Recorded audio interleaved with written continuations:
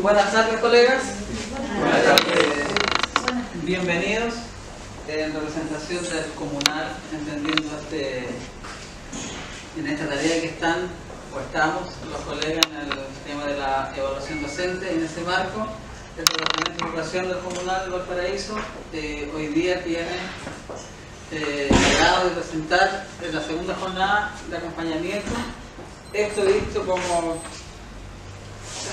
creo que es como lo positivo de la evaluación docente, de que nos permite esto. Creo que hay que apuntar, y como Departamento de Educación también creo que el objetivo es apuntar a que estos espacios de reflexión también se den, pero quizás no sea siempre en torno a esta evaluación, ¿no es cierto?, con el rol castigador que tiene. Y es un tema que se conversa, y creo que debiésemos como profesores combatir este agobio que lo sufrimos todos, apuntando a este trabajo colaborativo. Sería interesante que quizás nos preparáramos siempre durante todo el año, y no solamente cuando estemos a punto de la evaluación. Pero a veces los profesores ahí, un mea culpa, son un poco mezquinos de nuestros tiempos en función de mejorar quizás nuestras mismas prácticas. Solamente lo hacemos cuando estamos un poco atareados con el tema de la evaluación. Ahora queda hecha la invitación también para que generemos estos espacios de reflexión y de construcción hacia una pedagogía distinta, porque quizás no es la pedagogía que queremos esta en función de un portafolio, de una evaluación docente que nos imponen. Creo que estas son las formas donde, o los medios, donde podemos crear teoría, quizás lo que nos está faltando un poco. Este comunal, yo en lo particular también, creo que el rol del Colegio de Profesores no solo es un rol de defender temas contractuales o salariales, sino que también qué visión tenemos nosotros en cuanto a la pedagogía, en cuanto al currículum. Sin más preámbulo, dejo esta instancia de trabajo colaborativo, que así se entiende, donde todos aportamos. Hoy día nos va a ayudar la colega Lore Serra en el tema de la jornada de evaluación docente. Creo que también durante el proceso se puede ir aportando, y en cualquier minuto, si alguien tiene alguna duda, puede pedir la palabra, y vamos a hacer esto como un trabajo colaborativo. Como dijo en la semana pasada Andrés, a las complicaciones individuales, las soluciones son colectivas. Y eso es lo que tenemos que demostrar a este sistema que nos está aplastando cada día. Gracias, Luis. Adelante. Bueno, buenas tardes a todas, a todos. Primero que todo quisiera pedir disculpas por el atraso, tuvimos unas dificultades técnicas. La idea era poder mostrarles unas páginas de internet que nos pueden ser de utilidad, y en eso nos demoramos un poco, así que las disculpas por el atraso. En segundo lugar, quiero agradecer esta instancia que es de aprendizaje entre todas, entre todos. Lo personal no soy experta en el tema, sino que algo he estudiado, y en realidad el aprendizaje más bien lo hemos obtenido en la experiencia en la escuela, en el liceo donde estuvimos trabajando, y un poco es contarles cómo se dio el trabajo desde el año pasado en la elaboración del portafolio, y eso traerlo hoy día acá a este espacio. También me gustaría decir que ojalá, esto es lo ideal, ojalá todo este trabajo lo pudiésemos hacer siempre así, y que no tengamos que venir después de nuestro trabajo a reunirnos en un espacio que puede ser de descanso en las tardes, un viernes, sino que sea dentro de nuestro horario de trabajo. Cuando hablamos de trabajo colaborativo, cuando hablamos de que ese se considere dentro de nuestras horas no lectivas, estamos pensando precisamente en instancias como esta. Por lo tanto, también parte de nuestra lucha por la dignificación de la docencia tiene que ver con reconstruir, ¿cierto?, y luchar por tener estos espacios en la escuela. Bien, algunos elementos me pueden ayudar ahí. Bien. Solo ojalá alcancemos a ver todo, podemos ir haciendo algunos ajustes. Quisiera saber cuántos colegas acá son de educación básica, educación media, TP. ¿Cuántos son TP? ¿Diferencial? Vale, ya. Es importante tener más o menos esa referencia para poder ir haciendo los ajustes pertinentes.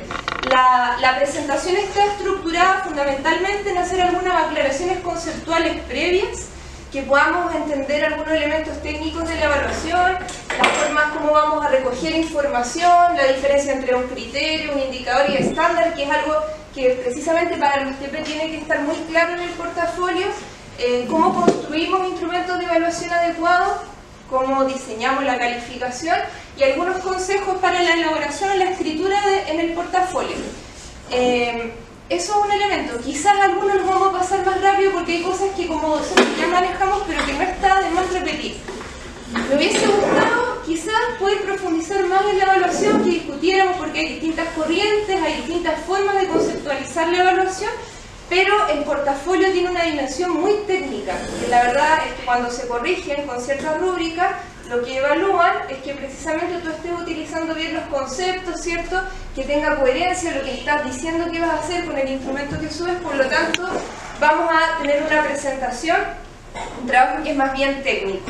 Y en la medida que vayamos señalando algunos ejemplos, yo les voy a pedir que levanten la mano quienes ya han hecho portafolio anteriormente y puedan compartir su experiencia, o bien si tenemos dudas en algunos elementos muy puntuales, que lo hagamos en ese preciso instante para no dejarlo hasta el final, ¿ya? Porque al final la idea es que podamos observar nuestro trabajo. Entiendo que algunas trajeron evaluaciones impresas suyas o no, o instrumentos, o no es así.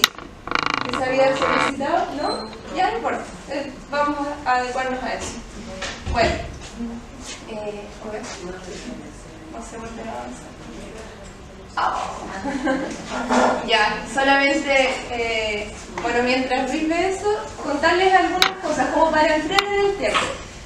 La evaluación para nosotras y nosotros como docentes, pero también para los estudiantes, es un pilar fundamental en el proceso de aprendizaje, en la enseñanza y en el aprendizaje. No solo deben sernos útiles a nosotras o a nosotros, sino que también a nuestros estudiantes, para que ellos sepan cuánto han aprendido, cómo han aprendido, qué es lo que está faltando, qué deben hacer, cómo adecuar. Por eso la evaluación tiene que ser un proceso que nos permita obtener la información adecuada para el objetivo que yo me he propuesto. En términos en términos subjetivos, la evaluación incluso va a influir en el autoestima que pueden tener nuestros estudiantes, la percepción que tengan de sí mismos o incluso la disposición que tengan a la clase. Si yo les pregunto, cuando éramos estudiantes, estábamos en el colegio, probablemente algunos recuerdan alguna situación evaluativa que les resulta muy alegre, que lo pasaron bien, la disfrutaron, aprendieron harto, y otros recuerdan situaciones evaluativas que fueron negativas, muy tensas, que no les gustó, que marcó incluso su disposición a la clase. ¿Es eso así o no? Por ejemplo, ¿alguien de acá me puede dar un ejemplo de una situación que recuerde de cuando ustedes eran estudiantes que fue muy bonita, alegre? ¿Algún ejemplo? Para que entremos en confianza. Yo me acuerdo yo de haber tenido un profe que era de religión, en realidad no nos hacía religión porque parece que es un profe ateo de religión, y nos hizo hacer una especie de programa de televisión donde nosotros teníamos que plantear una serie de debates en torno a una situación, era como un conflicto moral. O sea, ¿qué haríamos si estuviéramos en tal situación? Entonces habían distintos tipos de panelistas y todos se rieron, lo pasamos súper bien porque en el fondo era una actividad bastante entretenida y a casi todos les fue bien porque lo pasaron bien hacerlo. ¿Y esa evaluación fue para usted? Claro, después siempre nos acordamos, sí. ¿Se acordaban de eso como con alegría, cierto? Claro, sí. ¿Alguien tiene una evaluación en su vida así positiva? ¿En el colegio? ¿De esas características? ¿O negativa? ¿Alguien que quiera compartir una negativa? Yo recuerdo que para mí lo peor era educación física que me gusta. ¿Ya? Era una versión durante un mes entero de preparación para eso. Me dolía la guata, todos mis compañeros. Y ahí uno se predispone también para la clase de educación física. Exacto. Ese es el tema. O sea, hay evaluaciones que a ciertas personas o en ciertos contextos nos pueden resultar injustas, otras que nos pueden resultar alegres, y por tanto una evaluación no solo tiene una dimensión técnica, sino también subjetiva, que incide en la disposición que tenemos al aprendizaje. Lo que nosotros tenemos que lograr conjugar son ambos elementos. Lo técnico, es decir, que una evaluación sea coherente, que sea pertinente, que esté adecuada al objetivo de aprendizaje que busco realizar, importante que me entregue la información correcta, pero además que contribuya al ambiente de la clase, a la autoestima de los estudiantes. En el caso de la evaluación que nos decía el compañero, nos hicieron hacer un programa, un debate. A lo mejor esa evaluación fue alegre porque les permitió a los chicos disfrutar la clase, pero no necesariamente entregó información sobre el proceso de aprendizaje. Y eso es lo que tenemos que diferenciar. Entonces vamos a avanzar en esto. Algunas diferenciaciones que tenemos que hacer. Evaluación no es lo mismo que medición y tampoco es lo mismo que calificación. Entendemos la diferencia, ¿cierto? ¿En qué se diferencia la evaluación de la medición, por ejemplo? Estoy preguntando para que tiren ideas, no importa, no hay respuestas correctas e incorrectas, acá nos vamos a ir acompañando, esa es la idea. Yo creo que la evaluación es un proceso y la medición es algo más específico, o sea, mide un momento. Perfecto. ¿Tiene que ver con eso? La mediación puede ser más cuantitativa. Tiene que ver con eso, la medición tiene un carácter cuantitativo y la calificación, ¿qué sería? La nota, ¿cierto? Perfecto. La evaluación precisamente es un proceso que vamos a explicar más adelante, que es más complejo, y dentro de la evaluación un momento es la medición, es decir, cómo yo recojo información acerca de aquello que quiero saber. Y la calificación es cómo yo traduzco, ¿cierto? Expreso el valor, el juicio de valor que emití, ya sea en números, ¿cierto? O en concepto. Está logrado, no logrado, ¿cierto? O hay un 7, un 5, un 4, etc. ¿Ya? Entonces, tenemos que diferenciar y esos conceptos utilizarlos también en el portafolio cuando estemos explicando o cuando estemos analizando los resultados, que es la última parte que nos piden, ¿cierto? Lo vamos a explicar más adelante, pero solo para aproximar. El procedimiento se puede decir la actividad. Perfecto. Una actividad, dice acá la colega. ¿Y el instrumento evaluativo qué sería? La rúbrica, la pauta de cotejo, ¿cierto? ¿Cómo yo voy a observar esa actividad? Perfecto. Entonces, con esos elementos de base vamos a ir avanzando. Perfecto. Bueno, como ustedes bien decían, lo tienen súper claro, la evaluación es un proceso dentro del cual podemos identificar 3 momentos. Esos 3 momentos tienen que quedar plasmados en el trabajo que nosotros realizamos. Primero, es un proceso que lo que busca es obtener información. ¿Información acerca de qué? ¿Cuál es la información que queremos recoger en una evaluación? La apropiación de los aprendizajes. La apropiación, ¿cierto? Puede ser una apropiación, puede ser si logró el aprendizaje, el nivel de logro, ¿cierto? De un aprendizaje, de un objetivo de aprendizaje. Por tanto, no es cualquier información, tiene que ser necesaria y relevante para lo que yo estoy buscando lograr en un curso, ¿cierto? Determinado en un nivel específico. Y esa información a mí me va a permitir formular, ¿qué cosa? Juicios de valor. Los juicios de valor, ¿cierto? No pueden ser al azar. Yo necesito comparar, necesito saber si un grupo heterogéneo de estudiantes está logrando un objetivo de aprendizaje. Por tanto, tienen que ser juicios que nos permitan comparar. Tienen que ser comparativos. Eso lo vamos a ver un poco más adelante, lo vamos a profundizar. ¿Y para qué nos sirven los juicios? No basta con que yo diga, a usted le falta desarrollar un poco más la comprensión lectora porque en la prueba, ¿cierto?, se evidenció tal elemento. No basta solo con eso, sino que eso a mí me permite como docente tomar decisiones. Y eso también es importante que lo podamos plasmar en el análisis final de la evaluación. ¿Qué decisiones tomo yo como docente en función de los resultados? Esas decisiones tienen que ser coherentes con los juicios que emití. Esto es muy técnico, pero lo vamos a ir ejemplificando más adelante. Y una decisión que toman los docentes en función de los juicios puede ser para mejorar la enseñanza y el aprendizaje, que es lo ideal, ese es el sentido que debiese tener la evaluación, o como se da, ¿cierto?, por norma, para certificar el aprendizaje. Pasó, no pasó de curso, ¿cierto?, cuando tenemos las calificaciones, o si dio una prueba para entrar a una carrera, qué sé yo, etc. ¿Ya? Eso tiene 2 tipos de decisiones, las que nos permiten mejorar el aprendizaje o nos permiten también certificar el aprendizaje.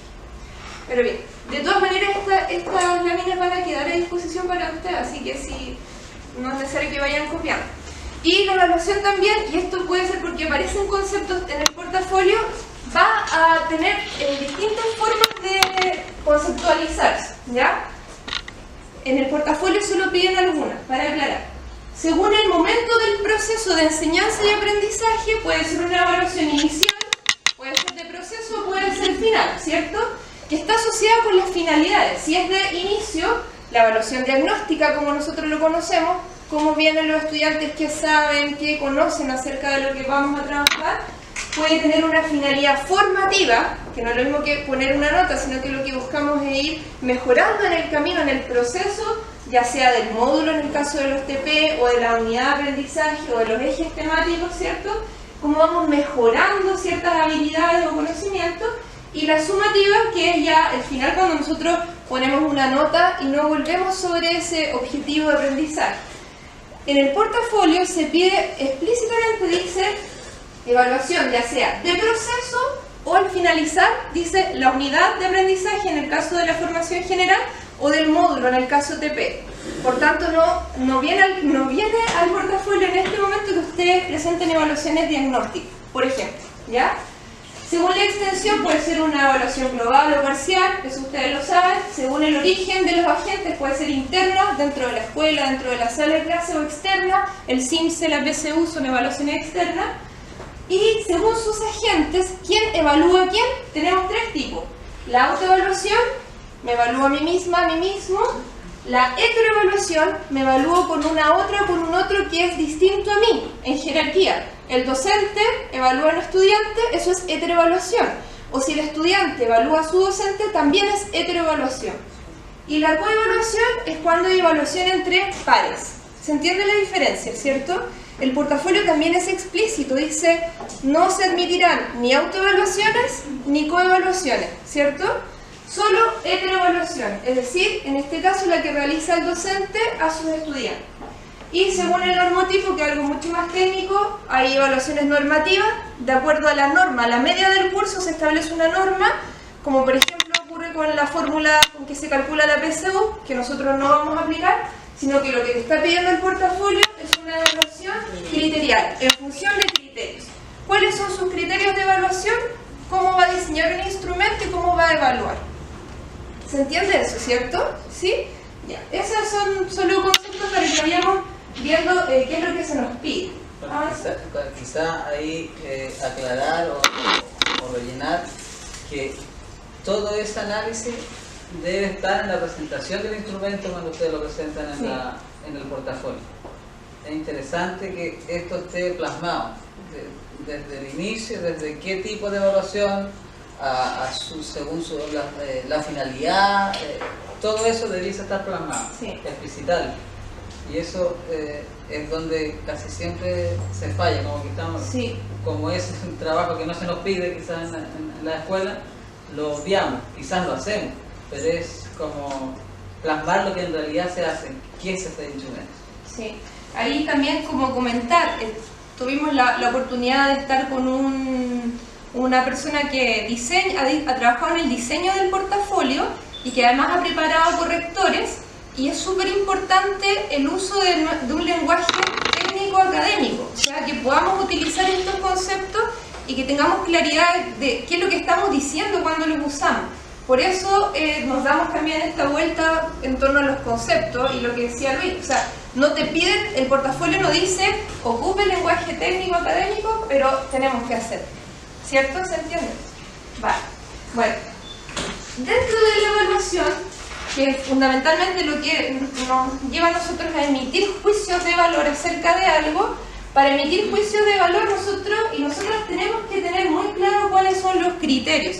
Vale decir, ¿qué es aquello que define la, comillas, calidad o define el logro del objetivo que tenemos presente? ¿Cierto? El criterio, desde el griego, significa un medio para juzgar.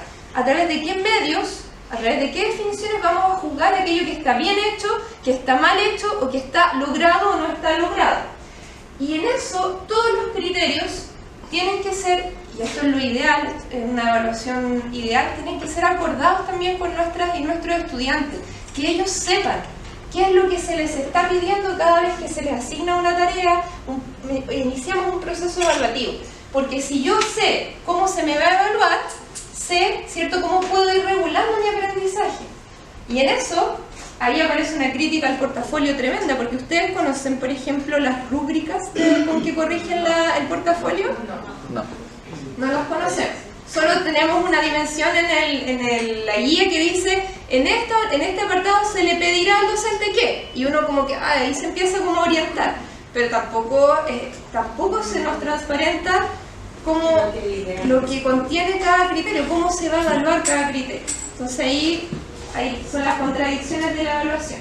Pero bien, quedémonos con la idea del criterio, lo vamos a retomar más adelante. Vamos a avanzar con... ¿Sí? Yo no entiendo el concepto de juicio de valor, deben ser comparativos. ¿Ya? Por ejemplo, yo tengo que lograr comparar lo que está haciendo mi estudiante, sea A, B o C estudiante, en función de un criterio. Entonces, ¿cómo yo identifico qué cosa define la calidad del aprendizaje que me permita observar a los tres en una situación determinada? ¿Cierto? Ya, porque yo no sé que no puedo pedir lo mismo a todos mis estudiantes, porque cada uno es distinto, pero sí puedo tener criterios que me permite comparar. ¿Me explico o no? ¿Sí? Bien. Bien. Características generales de los criterios. Ahora quizás se entiende un poco mejor eso. El criterio tiene que permitirme la cobertura, es decir, tiene que cubrir todos los aprendizajes que nosotros deseamos evaluar. Voy a poner algunos ejemplos. Si nosotros queremos evaluar una disertación como un procedimiento evaluativo, ¿qué criterios debiésemos establecer para una disertación? Tiremos al azar, así como los que se nos ocurren. Fluidez del lenguaje. Fluidez del lenguaje, ¿cierto? Sería un criterio perfecto. Pero la fluidez del lenguaje define una disertación. ¿Qué le falta? Dominio del contenido, perfecto. ¿Qué le falta? Una disertación solo voy adelante, puedo hablar muy bien, puedo dominar el contenido, pero ¿qué más le faltaría? Expresión corporal. El acompañamiento con la expresión corporal, podríamos decir la entonación de la voz, ¿cierto? Podríamos decir también que la persona que está exponiendo sepa responder, o que tenga, en algunos casos he visto algunas rúbricas que dicen humildad o disposición a escuchar las preguntas o la retroalimentación. Entonces, ese conjunto de criterios tiene que permitirme abarcar todo lo que yo quiero evaluar, ¿sí? O sea, una buena disertación se define por todos estos criterios. Los criterios tienen que ser abarcativos. En segundo lugar, el criterio tiene que definir la calidad, lo que decíamos ahora. O sea, una buena disertación tiene que ser de esta manera, con una entonación adecuada, con una expresión corporal, que maneje los contenidos que se le piden, que tiene que presentar, etc. Y eso tiene que el estudiante conocerlo. Por eso, todos los criterios se tienen que expresar con claridad. En el portafolio tenemos que ser muy claros, a veces queremos ocupar lenguajes técnicos y que se vea más bonito el criterio redactado, pero no está siendo claro. Vamos a más adelante poner algunos ejemplos de eso. Tiene que ser entendible por mi estudiante, por otro colega par y por quien va a revisar. También cuando estén redactando el portafolio, piensen en quién les va a revisar. ¿Me entenderá? Un ejercicio que podemos hacer es pedirle a mi colega en varios departamentos, en los liceos, en las escuelas, se trabaja con la validación de los instrumentos, lo hacen, ¿cierto? Nosotros teníamos que pasar al jefe de departamento, un colega par que nos revise. Si no entiende lo que se está pidiendo, los criterios no son claros, tenemos que volver sobre él. Para una disertación en historia, esas son dos situaciones evaluativas distintas. Una situación es la disertación y otra es la actitud de escucha frente a una disertación. Serían como dos elementos distintos. Yo no podía tener la misma pauta. Sí, podría ser un proceso. Entonces, la pauta no es solo para la disertación, sino que es el proceso de disertación del curso. Entonces, tú evalúas al estudiante individualmente como orador que diserta y luego lo evalúas como un público que atiende a su compañero. Serían dos dimensiones. Sí, en ese sentido sí. ¿Qué preguntas tenemos que hacernos cuando vamos para decir cuál es el procedimiento más adecuado para evaluar? Lo primero que tenemos que hacer es preguntarnos qué es lo que queremos evaluar, y ahí está el objetivo de aprendizaje, ¿cierto? Luego del objetivo de aprendizaje nosotros podemos definir cuáles serían los criterios que van a determinar la calidad de ese objetivo, ya como poníamos en el ejemplo de la disertación. Luego de eso, ¿desde qué perspectiva? Lo que voy a evaluar es un proceso, como lo que decía la compañera, voy a evaluar que diserte, que después escuche a sus compañeros, voy a evaluar todo el proceso de disertación del curso, voy a evaluar un producto, es decir, una maqueta, por ejemplo, voy a evaluar que me entreguen la maqueta, o voy a evaluar la elaboración de la maqueta clase a clase hasta la entrega final. Ahí tenemos un proceso y un producto. ¿Se entienden las diferencias, cierto? Ya. Entonces, para cada uno para cada perspectiva yo puedo ir adecuando instrumentos evaluativos distintos. Lo vamos a explicar más adelante. ¿Y bajo qué aspectos metodológicos? Siempre me tengo que preguntar, y este es el ejercicio más lento, ¿cuáles son los pasos que debiese seguir mi estudiante para poder llevar a cabo esta evaluación? Por ejemplo, si vamos a hacer una maqueta, lo primero es que, tienen que contar con los materiales. Los materiales los traigo yo, los materiales los traen los estudiantes, vamos a evaluar la responsabilidad con el cumplimiento de los materiales, les voy a pedir que sigan las instrucciones, les voy a pedir que ocupen el tiempo en la clase según, 3 días, 3 clases seguidas. Voy a distribuir tareas para cada una de las clases. Todos esos procesos, todo ese camino que nosotros hacemos para la evaluación tenemos que tenerlo súper claro, porque es que nos va a permitir a nosotros diseñar las instrucciones y nos va a permitir identificar qué instrumento es el más adecuado para evaluar. Vamos a llegar a algunos ejemplos más adelante. ¿Sí? Bueno, eso es la pertinencia, que es algo que se pide explícitamente en el portafolio. Avancemos. Ya. Y aquí viene la distinción que hacíamos al principio. ¿En qué se diferencia el procedimiento del instrumento? Lo que decía acá la colega. El procedimiento es la situación o la actividad que yo realizo para poder evaluar aquello que quiero lograr, y el instrumento es el medio de verificación. ¿Ya? Abajo puse algunos ejemplos. Yo los voy a poner en situación de prueba escrita, pero hay muchos tipos de pruebas. Entonces puede ser una prueba con ítem de respuesta cerrada, ¿cierto? La alternativa. Puedo desarrollar o buscar que ellos lleven a cabo una receta. Esa es una situación evaluativa. ¿Y cómo lo voy a evaluar? Con una lista de cotejo. ¿Está presente o está ausente la tarea que se le pidió? O puedo evaluar la disertación y voy a ocupar como instrumento una rúbrica. ¿Ya? Ahí me gustaría que profundizara. Avancemos un poquito. Y cada objetivo de aprendizaje, y esto es importante volver un poquito atrás y recordarlo, tiene 3 componentes. La habilidad, el conocimiento y la actitud, ¿cierto? De repente se van adaptando según el nivel, visto que en algunos momentos no se habla solo de conocimiento, sino que de ejes, pero en general el currículum habla de habilidades, conocimiento y actitud. Eso lo tienen claro, ¿cierto? Ya, yo les puse un ejemplo. Acá hay un objetivo de aprendizaje. Dice caracterizar las consecuencias sociales de la Gran Depresión en la población estadounidense a partir del análisis de una fotografía histórica y la creación de un relato de época para desarrollar empatía histórica y respeto por la dignidad humana. Es un objetivo gigante. Y perdonen que ocupe el ejemplo porque soy profe de historia y por eso tomé uno que había trabajado. Pero si se fijan, ¿cuál sería acá el conocimiento que se va a evaluar? No sé si alcanzan a leer todos acá. ¿Ya? Dice, caracterizar las consecuencias sociales de la Gran Depresión en la población estadounidense. Perfecto. Sería el contenido, dice, las consecuencias sociales de la Gran Depresión. Ese es el conocimiento, ¿cierto? A partir del análisis de una fotografía histórica y la creación de un relato de época para desarrollar empatía histórica y respeto por la dignidad humana. Entonces, ¿cuál sería la habilidad? La habilidad, en este caso, como es una habilidad específica de la asignatura de historia, sería analizar una fotografía. ¿Por qué? Porque en historia, por ejemplo, una de las habilidades que se piden es que los estudiantes puedan trabajar con fuentes, el análisis de fuente histórica, en este caso una fotografía, ¿ya? ¿Y qué sería lo actitudinal?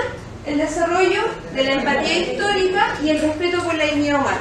¿Qué pasaría con la palabra caracterizar, con el verbo caracterizar? Ese es el que te indica el nivel en el que yo quiero que desarrollen este conjunto. O sea, sería tu objetivo de aprendizaje completo.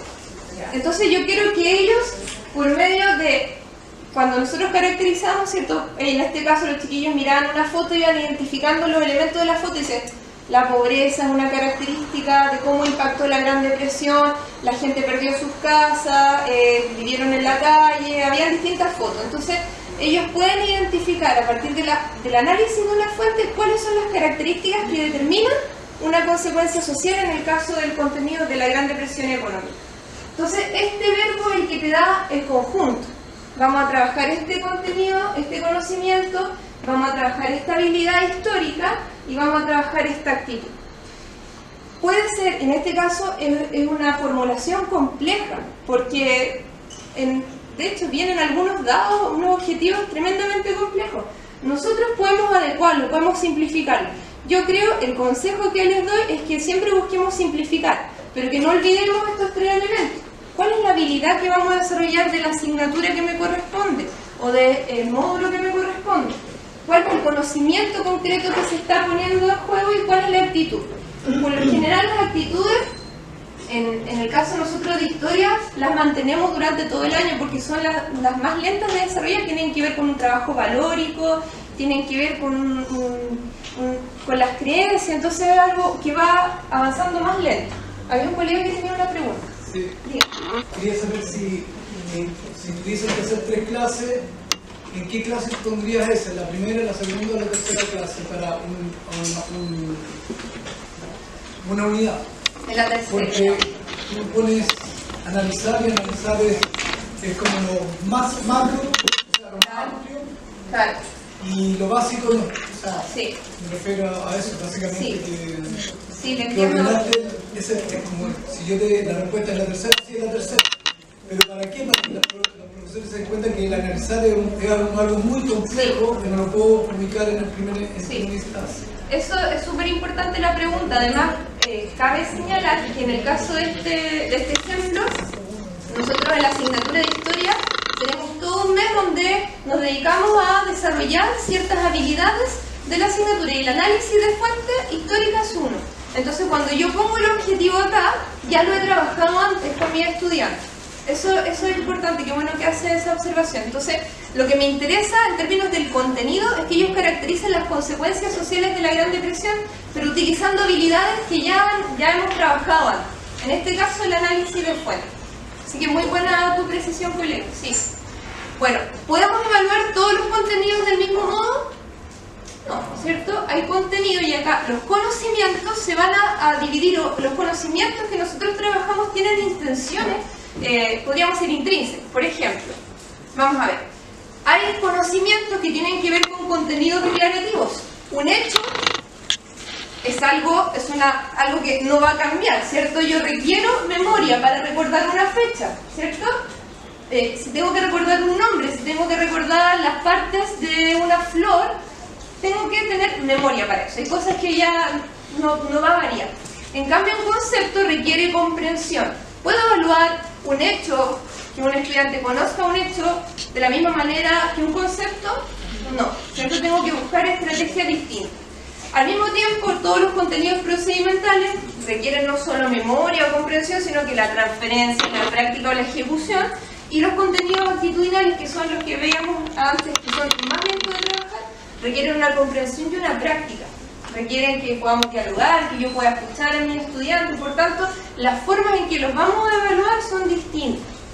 Si yo tengo una prueba, por ejemplo, quiero hacer una prueba porque terminó la unidad, vamos a trabajarla de manera escrita y quiero saber qué recuerdan de determinado proceso en términos concretos, fecha. Hay ciertas preguntas que me van a servir. Pero si quiero que ellos me expliquen qué entendieron por un concepto, voy a hacer otras preguntas abiertas o preguntas cerradas. Eso es lo que tenemos que tener siempre claro. Entonces, acá hay algunos ejemplos. Esto, que está acá súper resumido, está en sus mesas, en 2 documentos, que no son permisos, no son elaboración nuestra, sino que acá la autoría es un profesor de la Universidad Católica que hizo una sistematización procedimientos e instrumentos de evaluación que los categoriza. Uno son las situaciones tipo prueba, ¿cierto?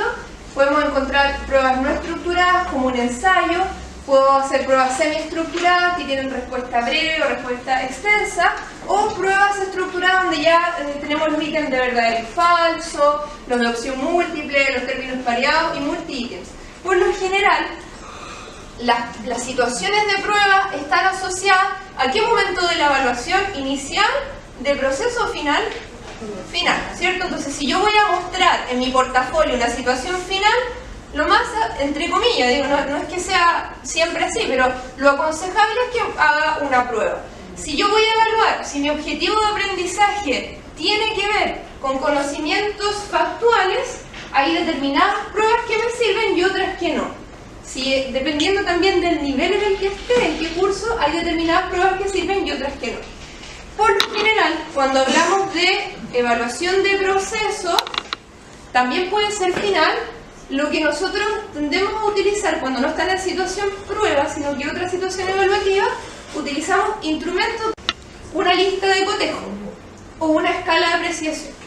¿En qué se diferencia una de cotejo o un descriptor, cierto? Como de los pasos que se deben cumplir para que se lleve a cabo su objetivo, que tiene un carácter dicotómico. Está presente, está ausente, sí o no, logrado o no logrado, ¿cierto? Por lo tanto es un poco complejo porque a lo mejor no me entrega información de por qué ese estudiante logró o no logró el objetivo, sino que me dice si lo hizo o no lo hizo. Entonces, si el objetivo de la evaluación, ¿se acuerdan del concepto? Es que me entregue información para tomar decisiones, ¿una pauta de cotejo es suficiente? Probablemente no. Entonces, nos puede servir para determinados momentos o puedo combinar una pauta de cotejo si quiero saber, ¿trajo o no trajo los materiales? ¿Llegó o no llegó a la hora? ¿Cierto? Pero además tengo que complementar con instrumentos que me entreguen información del proceso. ¿Por qué mi estudiante no respondió correctamente, por ejemplo, en una alternativa con selección múltiple? ¿Me dice eso una prueba? No, ¿cierto? Entonces tengo que buscar instrumentos que me permitan ir más allá. Están las escalas de apreciaciones y las rúbricas. Sobre las escalas de apreciaciones, muy en general, hay escalas numéricas. Un ejemplo súper concreto, cuando uno va al doctor, el doctor te dice, ¿cuánto te duele? De 1 a 10, ¿cierto? Me duele la rodilla, de 1 a 10. Eso es una escala numérica, ¿ya? La escala numérica, si bien nos entrega una gradación, tampoco nos dice concretamente cómo está aprendiendo, por qué está aprendiendo y qué es lo que le falta al estudiante. Solo sé en qué nivel, por ejemplo, pudo haber logrado cierto objetivo. Las gráficas, puntualidad. El estudiante llega temprano, llega a la hora de clases, siempre, a veces, frecuentemente, casi nunca, nunca. ¿Cierto? Ahí estoy ocupando, estoy graficando la situación. Y las descriptivas, que algunas personas las asemejan a las rúbricas. Hay distintos autores, no vamos a entrar en ese detalle, describen el criterio, ¿ya? O sea, vamos a describir la puntualidad, ¿cierto? Es puntual el estudiante que llega a la hora, 5 minutos antes, o llega justo a la hora, o está en la sala, etc. Hay una descripción de ese criterio. Y la rúbrica contempla una descripción de lo que se quiere lograr, pero además es de manera holística, porque busca expresar todas las dimensiones que se deben tener en cuenta para el cumplimiento de un objetivo. Por lo general hoy día, la mayoría utilizamos rúbricas, que es distinto, o sea, distinto a una pauta de corrección de una prueba. Cuando usamos rúbricas, ¿cierto? Estamos observando procesos más complejos, ¿cierto? No es solo sabe o no sabe, sino cómo lo hizo, por qué lo hizo así, etc. Vamos a avanzar. Esto creo que lo puse también para los profes de P, que es importante tenerlo en cuenta.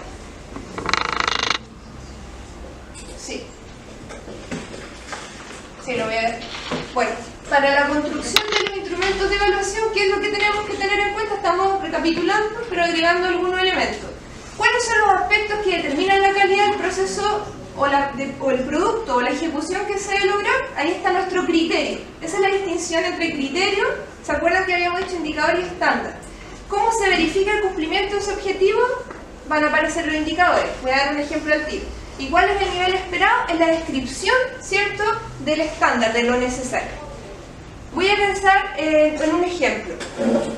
Hacemos una tarea en clase y para mí un criterio esencial es que el estudiante y la estudiante utilice el tiempo adecuadamente en la clase. ¿Han ocupado ustedes ese criterio, no? Como, o sea, les di una tarea que no se le lleven para la clase, sino que la hagan en clase. Entonces yo voy a valorar la utilización del tiempo. Ese es mi criterio. ¿Cuál sería el indicador, por ejemplo, de ese criterio? Ya, puede ser el avance, pero más concretamente, vamos a decir, ¿cómo lo mido? Podría decir el porcentaje de tiempo que ocupa, ¿cierto? Ya. A mí me pasa, por ejemplo, que yo soy profesora de matemática y yo a las chiquillas, por ejemplo, usamos generalmente el libro de ejercicio. Y del libro de ejercicio de repente ya la lección 13 y vienen 10 ítems. Entonces yo le digo, ya chiquilla, en esta hora por lo menos tienen que llegar hasta el ítem 3. Perfecto. Entonces ahí yo después, ellas me entregan los libros y yo les pongo un ok a las que terminaron en el tiempo y les pongo ahí una observación a las que todavía les falta por terminar. Ese ejemplo nos sirve para poner un cuestionamiento. En ese caso, ¿se está midiendo la utilización del tiempo o el nivel de avance? Porque yo puedo tener un estudiante que ocupa todo el tiempo de la clase que yo le di, pero que no logra avanzar. Aún así ocupó todo el tiempo. Y puedo tener un estudiante que súper rápido avanzó, hizo todas las tareas y se dedicó a lesear todo, que se dedicó a ocupar su tiempo libre, comillas, en otras cosas. Entonces, ¿estoy evaluando la utilización del tiempo o el nivel de avance? ¿Cómo evaluaría ahí la utilización del tiempo? En este caso, por ejemplo, en el trabajo que me acuerdo que hacía en clase con el chiquillo, les decía, para cumplir esta tarea ustedes tienen 30 minutos. Una tarea que yo antes he previsto, digo, los que avanzan más rápido van a alcanzar en 30, los que avanzan más lento igual, o sea, un tiempo adecuado para el conjunto de la clase. Entonces digo, 30 minutos para esta tarea. Y puedo decir, y ahí me voy, porcentaje de utilización. Ocupó entre el 100 y el 90% de la clase, del tiempo asignado para esa tarea, estaba correcto. Y ahí estoy describiendo el estándar. Significa, para mí, un estudiante que utiliza bien el tiempo en clase es que ocupa entre el 90 y el 100% del tiempo que yo le di.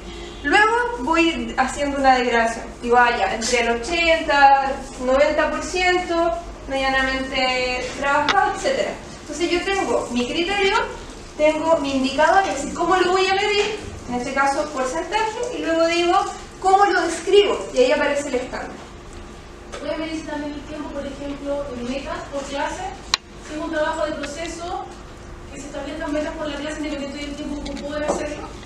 Si para ti como colega no es relevante el tiempo en este caso, sino que cumple con esa tarea, ese tiene que ser tu criterio. Claro. El nivel de avance. El nivel de avance. Lo que pasa es que el ejemplo del tiempo, por lo menos a mí lo personal no me parece tan relevante, sino que más bien como docente me parece relevante el avance del muchacho. Perfecto. Entonces ahí sería, el criterio es el nivel de avance. El indicador sería el número de ejercicios en el caso de matemática que cumplen el tiempo asignado. Lograr alcanzar, Exacto. de buena manera. Exacto. Y por tanto, el estándar sería, si mi ideal es que haga 5 ejercicios en ese tiempo, el estudiante desarrolla 5 ejercicios en el tiempo asignado. Y luego voy diciendo, el estudiante desarrolla entre 3 a 4, el estudiante desarrolla 1, ¿se entiende, no? ¿Se entiende la diferencia? Eso es importante que lo tengamos en consideración. Con eso nos vamos a construir los instrumentos también. Por tanto, todo instrumento de evaluación, sea una lista de cotejo, una prueba, semiestructurada, estructurada, abierta, sea una escala de precisión o una rúbrica, todo instrumento tiene que ser pertinente, tiene que ser preciso y tiene que ser claro. Y estos criterios de criterios, los saqué incluso del mismo portafolio. La pauta que nos entregan dice: utiliza evaluaciones pertinentes a los objetivos de aprendizaje. En el caso dice la formación general. En la formación diferencial dice: utiliza evaluaciones pertinentes a los criterios. Eso tienen que preguntárselo ustedes cuando estén presentando su portafolio. ¿La evaluación que voy a mostrar es pertinente de acuerdo al objetivo?